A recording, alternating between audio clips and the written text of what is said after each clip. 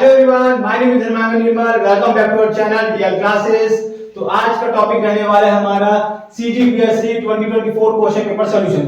हम उन्हीं क्वेश्चन के ऊपर बात करेंगे जिससे बहुत सारे स्टूडेंट, लगभग 95% स्टूडेंट इस क्वेश्चन को छोड़ के आ चले। तो हम लोग उन्हीं क्वेश्चन के ऊपर बात करेंगे और ये जो क्वेश्चन है वो रहने वाला है हमारा सेट ए का क्वेश्चन नंबर 9। तो एक केमिकल रिएक्शन दिया हुआ है, उस केमिकल रिएक्शन में जो हमारा इनिशियल कंसंट्रेशन जिसको हम लोग ए से शो करते हैं वो 20 मोल पर लीटर है और उसके लिए जो हमारा टी हाफ की जो वैल्यू दिया गया था, मतलब जो हाफ लाइफ पीरियड था, जो जी हम लोग के पास जो इनिशियल कंसंट्रेशन 20 मोल पर लीटर था, उसका हाफ टाइम कंप्लीट होने में, उस रिएक्शन को हाफ कंप्लीट होने में, आधा कंप्लीट होने में उसके 30 मिनट लगा। अब उसी केमिकल रिएक्शन के लिए हमें दूसरा कंडीशन ये दिया गया था कि A इनिशियल कंसंट्रेशन 40 मोल पर लीटर दिया गया था और T हाफ आवर दिया है। तो हाफ आवर को भी हम लोग 30 मिनट लिख सकते हैं। तो हमारे पास अब इस क्वेश्चन को टैकल करने के लिए दो तीन रास्ते हैं, उसमें से मैं सबसे पहले बता देता हूं, ये कॉन्सेप्ट आपको बता देता हूं, फिर उसके बाद हम लोग सॉल्व करेंगे इस क्वेश्चन को। ये क्वेश्चन आया था 2 मार्क्स में और आपको इस क्वेश्चन में केवल और केवल ये बताना था कंक्लूजन कि ये जो डेटा दिया गया था उससे क्या कंक्लूजन निकाल सकते हैं और ऑर्डर ऑफ रिएक्शन क्या होगा। तो चलिए देखते हैं। तो इसके लिए आप कॉन्सेप्ट को पढ़ते हैं। तो सबसे पहले हम लोग कॉन्सेप्ट देखते हैं।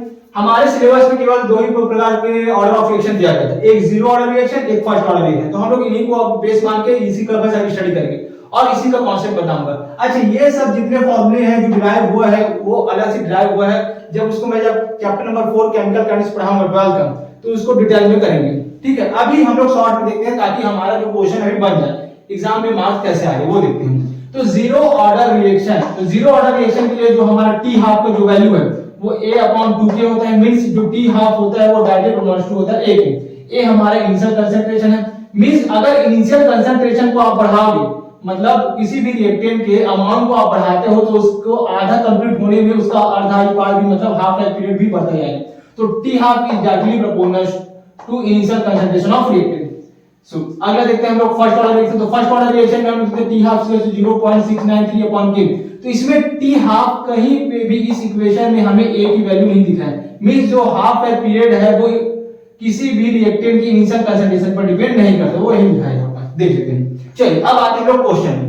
तो क्वेश्चन में आएंगे तो हमारे पास दिया है A दिया है। A जो दिया है हमारे पास 20 मोल पर लीटर, उसके लिए टी हाफ दिया है 30 मिनट। अब A का इनिशियल कंसंट्रेशन को हम लोग बढ़ा दिए, दोगुना कर दिए। 20 का हम लोग 2 टाइम्स कर दिए, तो 2 टाइम्स कर दिए तो 40 हो गया, लेकिन 40 के 2 टाइम्स करने पर भी इसका जो टी हाफ है वो वही है 30 मिनट। तो हमारे पास आप सब ये दिख रहा है कि हमारा जो इनिशियल कंसंट्रेशन है वो कहीं से भी टी हाफ की वैल्यू पर डिपेंड नहीं कर रहा है, क्योंकि इनिशियल कंसंट्रेशन बढ़ाएं टी हाफ ज्यों का त्यों है। तो हमारा इस प्रकार का जो आता है वो कौन सा आएगा, फर्स्ट ऑर्डर रिएक्शन, जो जिसका हाफ लाइफ पीरियड है वो A के कंसंट्रेशन में इनिशियल कंसंट्रेशन पर डिपेंड नहीं करता है। सो आपको अब आंसर क्या लिखना है, वो आंसर नहीं लिखना है आपको, आंसर जो मैं यहां लिख रहा हूं वहां भी लिखना है। सो इसका आंसर क्या लिखेंगे, तो सबसे पहले हम लोग कंक्लूजन लिखेंगे। कंक्लूजन में एकदम शॉर्ट में लिखना है क्योंकि 2 मार्क्स का क्वेश्चन है, तो हिसाब से कंक्लूजन में। तो कंक्लूजन में हमें साफ-साफ पता चल गया जो इनिशियल कंसंट्रेशन है वो टी हाफ की वैल्यू पर डिपेंड नहीं कर रहा है। सो हम लोग लिख सकते हैं in the given reaction, in the given reaction the initial concentration, इसको मैं erase कर देता हूं, initial concentration of reactant A is not depend on the T half या हाफ लाइफ पीरियड, चलिए पूरे लिख देते हैं, half life period. So T half पर डिपेंड नहीं करता। सो हमारा फर्स्ट आंसर हो गया। अब ऑर्डर ऑफ रिएक्शन बताना था, ये आपका 1 मार्क्स हो गया इसमें। अब ऑर्डर ऑफ रिएक्शन लिखें, तो ऑर्डर ऑफ रिएक्शन कैसे लिखेंगे आप, अब हमें तो पता चल गया कि कौन सा ऑर्डर का रिएक्शन है जिसमें टी जो इनिशियल कंसंट्रेशन है वो टी हाफ पर डिपेंड नहीं करता, तो फर्स्ट ऑर्डर रिएक्शन। तो कैसे लिखेंगे इसको, hence the given reaction is first order reaction। ये बस आपको यही तक लिखना था, आपका 2 मार्क्स कंप्लीट है, 2 मार्क्स से क्वेश्चन कंप्लीट है। अब इसके बाद हम लोग नेक्स्ट क्वेश्चन में डायरेक्ट देखते हैं हम लोग कि सेट बी में क्या क्वेश्चन आया था, सेम ऐसे क्वेश्चन आते, इसी कॉन्सेप्ट के ऊपर क्वेश्चन आया था। क्वेश्चन क्या आया था हमारे पास, जो चलिए सेट बी है, सेट बी हमारे पास, और सेट बी में हमारे पास क्वेश्चन आया था ए का जो इनिशियल कंसंट्रेशन 20 था और इसके जो टी हाफ की वैल्यू 30 मिनट, और ए का इनिशियल कंसंट्रेशन हम लोग इसी केमिकल रिएक्शन के इनिशियल कंसंट्रेशन को दोगुना करते हैं, 2 टाइम्स कर दिए, तो उसका जो टी हाफ होता है, सो इसके लिए जो टी हाफ की जो वैल्यू देता है 1 आ गया है। चलिए अब हमारे पास फिर वही कंडीशन आ गया, ए की कंसंट्रेशन को हम लोग दोगुना कर दिए, तो फिर 2 टाइम्स कर दिए, तो जो टी हाफ का वैल्यू था वो भी दोगुना हो गया, मींस ए की वैल्यू जो है वो टी हाफ पर अब डिपेंड कर रहा है। सो हमारा रिएक्शन कौन सा हो जाएगा, जो ए की वैल्यू है वो टी हाफ पर डिपेंड कर रहा है, मींस ए की वैल्यू को 2 टाइम्स कर दिए और टी हाफ की वैल्यू भी 2 टाइम्स हो गया, तो T half is equal to A, ये कौन बता रहा है हमारा जीरो ऑर्डर रिएक्शन। सो इस प्रकार से हम लोग इसमें क्या कंक्लूजन लिख सकते हैं, in the given reaction the initial concentration of reactant A is depend on the half life period. So हमारे पास hence the given reaction is, कौन सा रिएक्शन हो जाएगा हमारे पास, जीरो ऑर्डर रिएक्शन, तो जीरो ऑर्डर रिएक्शन हो गया, बस ये आपका 2 मार्क्स का क्वेश्चन है। अब इसके ऊपर हम लोग थर्ड क्वेश्चन देखते हैं हम लोग सेट सी में आया हुआ क्वेश्चन है और क्वेश्चन नंबर 9 था, वही 2024 में आया हुआ है, ये भी केमिकल केमिस्ट्री क्वेश्चन है। तो देखते हैं यहाँ पे जो हमारे इनिशियल कंसंट्रेशन 20 मोल पर लीटर है, उसके लिए जो हमारे पास रेट ऑफ रिएक्शन है, रेट उसके 5 × 10⁻⁴ दिया गया है।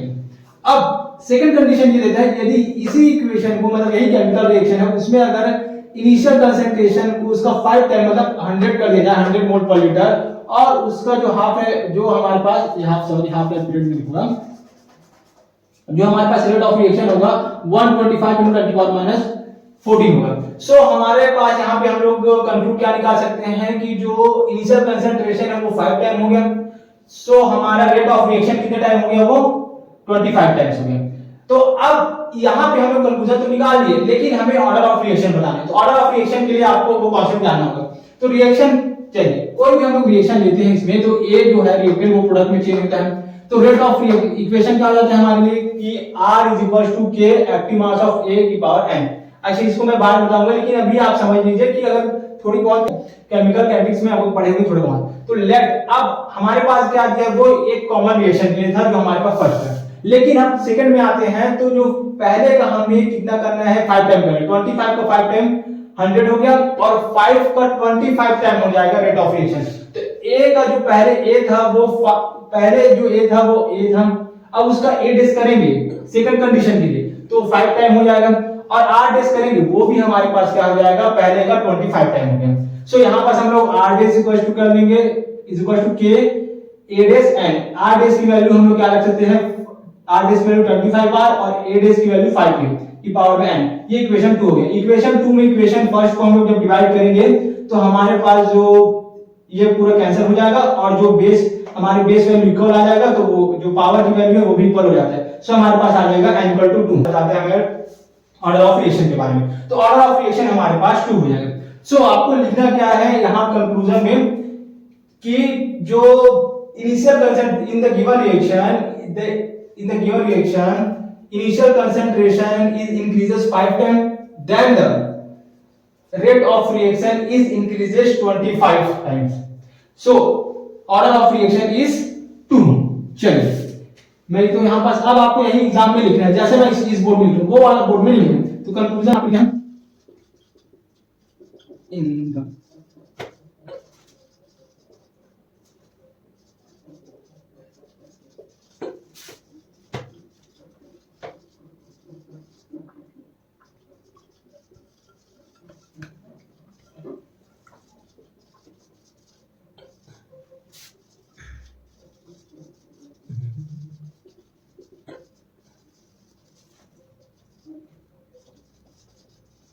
ठीक। सो कंक्लूजन कर गया। अब हम यहां पास hence the given reaction is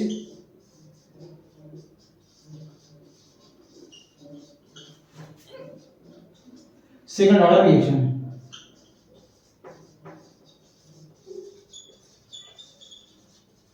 और सेकंड ऑर्डर कैसे निकाले हैं, जो कंडीशन दिया गया था उसी के आधार पे हम लोग क्या क्या कर दिए हैं, वैसे ही हम लोग 25 को तो ए का 25 कर दिए जो रेट इनिशियल कंसंट्रेशन को, और दूसरे कंडीशन में क्या दिया जो रेट था, अगर इसमें पहले का ये कंडीशन था तो सेकंड में क्या हो गया 25 टाइम हो गया।